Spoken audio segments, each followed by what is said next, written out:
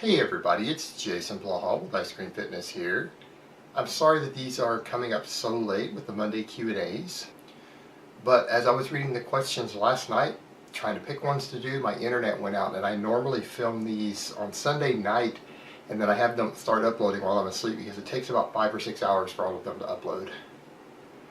So these are going to be up quite late today. But hold on, let me give you guys a bicep shot first.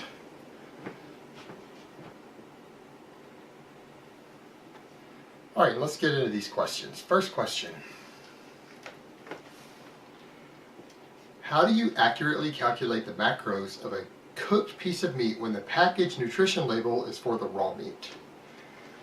This seems to be a common problem that people have, and I don't really understand why they have this problem. You simply weigh it raw, and when you cook it, it keeps the same nutrition content. So just because it shrinks and it loses water doesn't mean that you've lost the nutrients, the calories, the fat, the protein, the vitamins and minerals. The stuff's all still there. It's just that you've reduced the weight of it because you've cooked some of the water out. So just use the raw measurement, like weigh it out raw, or if you use a package and it's got 2 pounds of frozen chicken in it, pull out about half of it, count it as a pound, and it doesn't matter what it weighs after you cook it. So that's the best way to go about doing that. Alright, next question.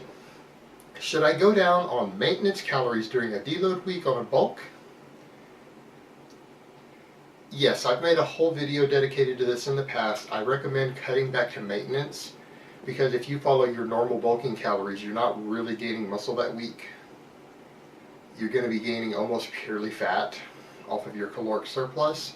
However, you may gain a very, very small amount of muscle, so go to your maintenance, but what you will find is that your normal maintenance calories are actually going to be a very, very tiny surplus when you do a deload because you've reduced your training volume, so you're going to burn a few less calories every day, a very small amount. It might only be 50 calories difference, but it'll put you in a very small 50 calorie surplus, which should be enough to handle any muscle growth that you might actually experience during your deload week.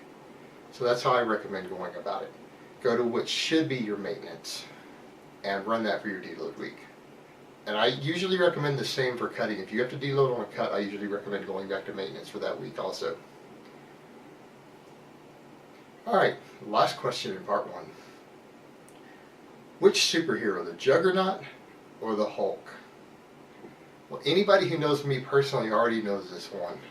Oh, it's the Juggernaut! And in fact, the next dog I get is going to be named Juggernaut.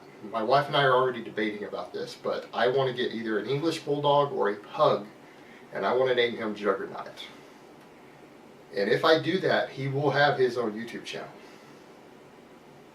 Alright guys, that's really all I have to say on that today. I hope it's been informative, and I will talk to you next time.